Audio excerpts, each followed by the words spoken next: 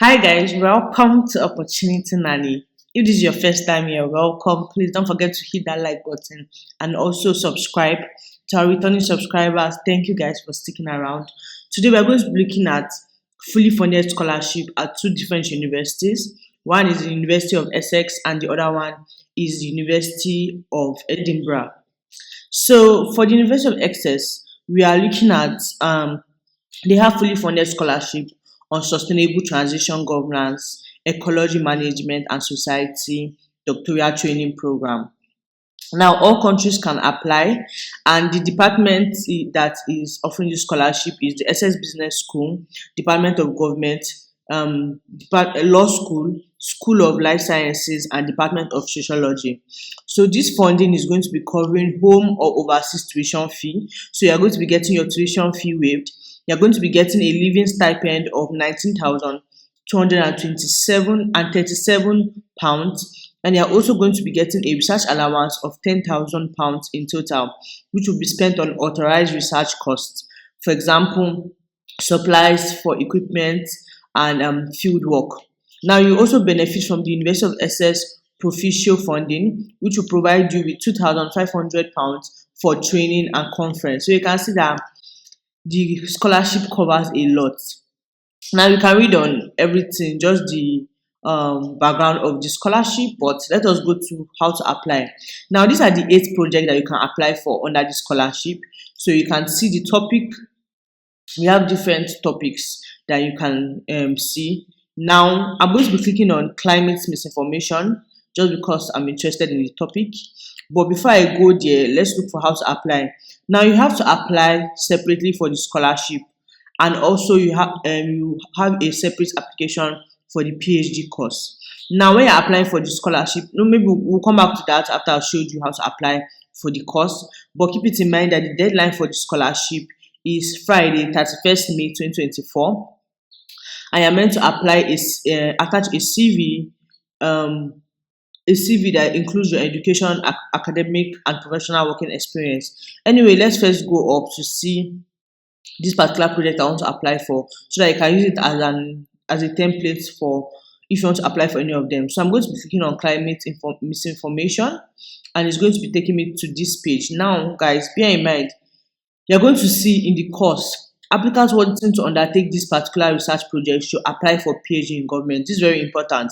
Depending on the project you want to apply for, they are going to be telling you which PhDs to apply for. So for this program, for this topic, it is PhD in government I am applying for.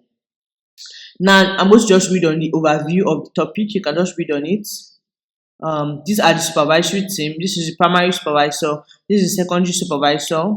You're going to just read on the interdisciplinary focus, the training and support you're going to get, which I've already briefly explained.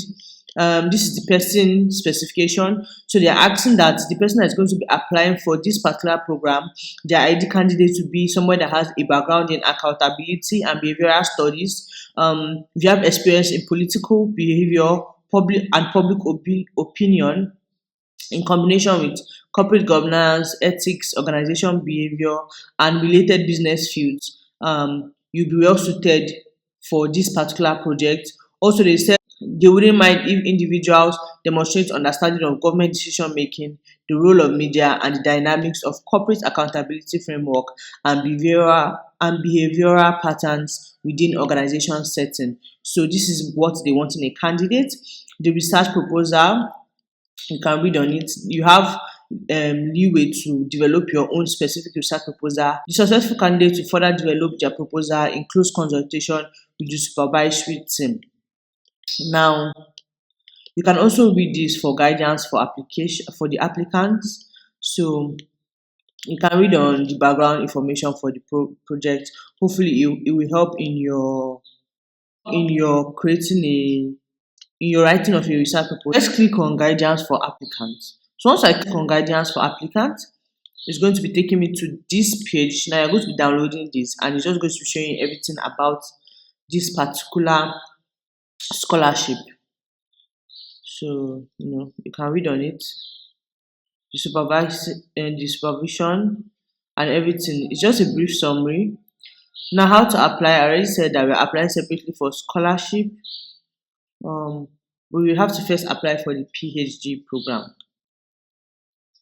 So let's now say I want to apply for this particular one. Remember that they told me to apply for this. I have to first make an application for PhD in government. So I'm going to be clicking on the department. I'm going to be going to the government department. Now in the government department, I'm going to be going to research degrees. Once I click on research degrees, it's going to take me to this page. And in this page, I'm going to be clicking on how to apply. Once you click on how to apply, it's going to take you to this page and you're going to be getting all the information to apply. Now, since you already know what you want to apply for, you're going to be applying for the Doctor of Philosophy. So that is the PhD program. Um, you're going to be reviewing. We already have a supervisor. So whatever you're doing, you're just going to put the name of the supervisor, that the primary and secondary supervisor that I showed you for that particular project. You have to prepare your research proposal and get in touch with your potential supervisor. So this is they're giving you a template on how to prepare the research proposal. So just do well to read on it and ensure that um, you go along with it. Remember that not all projects will ask you to do a research proposal, so you can just make sure you read it. And if you are confused, please send a email to the supervisors, whether the primary supervisor or the secondary supervisor. So they said your research proposal should include working title and keywords, summary of the aims and objective of your research, an outline of the ways in which you will meet these aims and objective, an overview of the expected outcome and the original contribution that your research will make to existing body of knowledge, and a brief statement on how your research interest ties in with those in the department, school, or center. You're also meant to get your documents in order and make an application. You will need the following documents: English language proficiency, but that's if your first language is not English. You can read on this. I'm a Nigerian, my first language is English, so I do not need to provide any other proof. Your transcript, your CV, your research proposal, your personal statement, which should be no more than 500 words, and references. But they're telling you that if you cannot provide reference, don't worry, just to make your application. If they will need it, they will ask you for it later. So for us to apply now, you're going to be clicking on application online and it's taking us to this page. And now in this page, we are going to, okay, we are not returning subscribers, we are not returning users, we are new. Let us sign up. We are new users, so we sign up. And no, not an agent. So you're going to be filling all of this and then you can now make your application. After you have now made your application, you're going to go back to the scholarship website, because remember that you first make an application for PhD before you now make an application for scholarship. Now all you have to do for the scholarship is you have to download this application form. So guys, this is what the form looks like. So you download it. You're going to include your title. Just enter all the information. Your applicant, when you apply, you're going to be given an applicant number. So you're going to put this here. Put the course you applied for. My case, for the project I want to apply for, is going to be PhD in government. Then the title of the project. So I was applying for misinformation or climate misinformation. I put it here. With the details of the supervisor, you can just copy it and put it here. You're going to include your project proposal, your personal statements, any additional or professional qualification, and your references. So you're going to input all of that. Once you are done filling the application, you are going to attach it to your CV and send it to this email by the deadline. That's 31st May 2024 by 11:59. So that is all for the University of Essex scholarship. Let's move on to the University of Edinburgh scholarship. Now, this scholarship is PhD opportunities to those that are interested to study topics on engineering. So you can see that there are a lot of topics here that are funded. So do a study of sensing and wireless communication. It is in imaging data. The research institute is in imaging data and communication, and the research team is Institute for Digital Communication Teams. So once I click on it, it's going to take me to this page. Now in this page, you're going to see everything about the particular PhD scholarship. You can see the funding. Sorry, the eligibility. You need a 2-1 or above for a degree. You need a 2-1 and above with a background in physics, electronic, and electrical engineering or any related discipline. You don't have to have a master's degree, but it will be relevant if you do. For the English language, let's just go there briefly and see the English language requirements. So let's check English language entry requirements.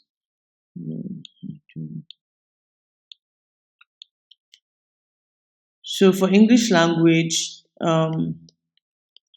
if you're a member of a majority speaking country, you do not have to provide an English language test.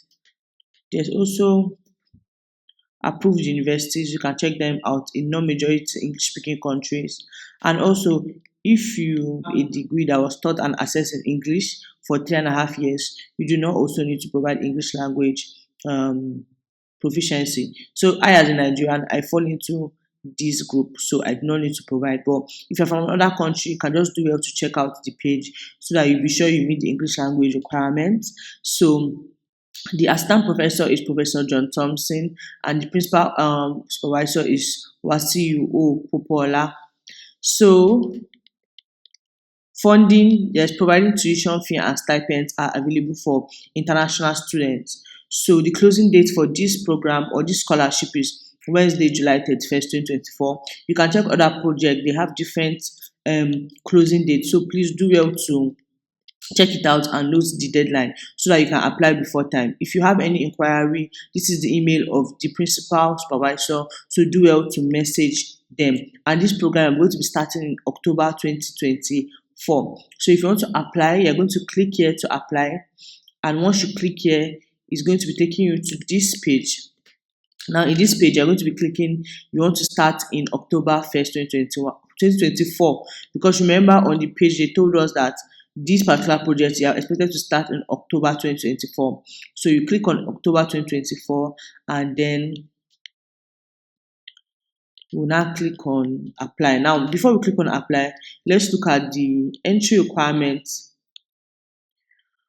Okay, these are the entry requirements, career opportunities. So you can just read on that, and I don't want to go through that because everybody's interested in different projects. So you can read on it and let us apply. Once I click on apply, yes, PhD engineering, apply full time.